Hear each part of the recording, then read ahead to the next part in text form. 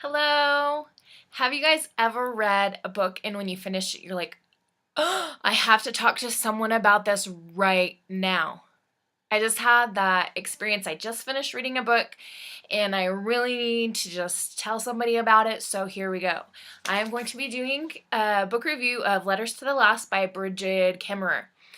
Um, this is a book that is very emotional. There was all kinds of emotions going on as I was reading this book, so just be warned, you may need some tissues as you read this book. A few tears were shed. Okay, so in Letters to the Lost, we have basically two main characters, and we start off with the female main character. Excuse me, I'm sorry. Juliet. Goodness gracious. All right, and we start off with the female main character, Juliet. She has lost her mother. Her mother died in a car accident. Her mother was this photojournalist, and she traveled to like war areas in Iraq and all over the place, taking pictures as a photojournalist. And her editor would send her to all these different crazy places. And so, as Juliet was growing up, her mom wasn't around a ton because she was always off working, but she really loved her mother. And since she's been gone, Juliet's been writing letters to her mother, and she's taking them to the cemetery. Then we meet Declan. He is the male main character, and Declan is doing some groundskeeping work at the cemetery where Julia goes to visit her mother. Declan is there on community service because he got a drunk driving charge. He got drunk on the night of his mother's wedding. His mom married this guy that he just didn't really like, and so he made a really bad choice, got drunk, and drove into a building and, obviously caused damage there. And so he's doing community service at the cemetery, and he sees this letter. And for some reason, he kind of decides, I'm going to read this. And this letter was speaking about feeling heartbreak and loss and all of these things. And he just writes a couple words at the bottom, me too. Because he definitely knows about loss. His younger sister died, and also in a tragedy, dealing with his father who was drunk driving. So we have these two characters dealing with loss, and they each have their different issues.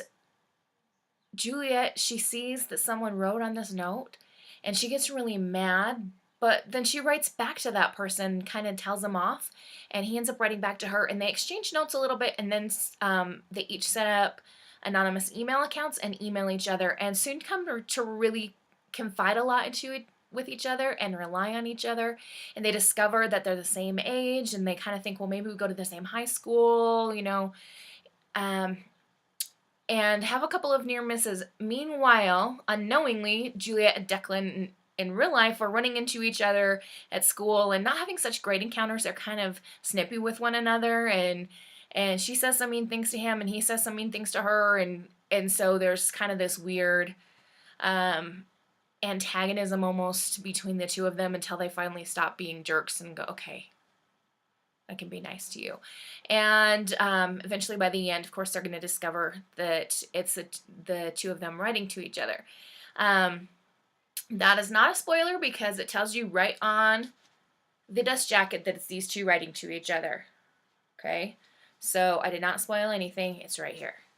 All right?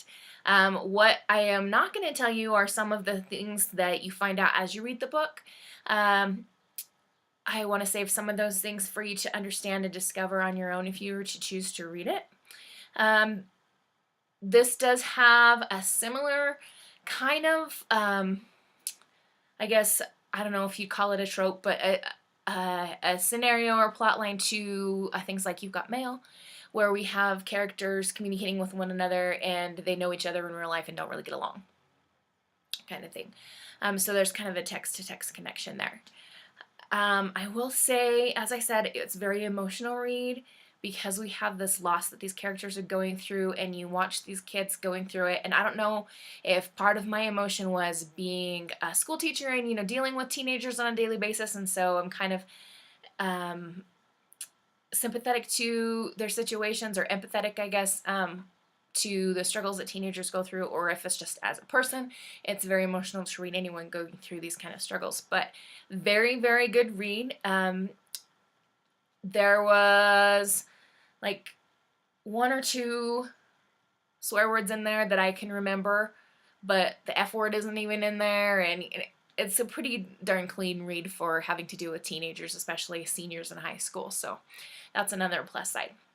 All right, so feel free to check out Letters to the Lost by Bridget Kemmerer if this sounds interesting to you at all, and if not, maybe you can find something else to read. But either way, pick up a book and read something. It's summer.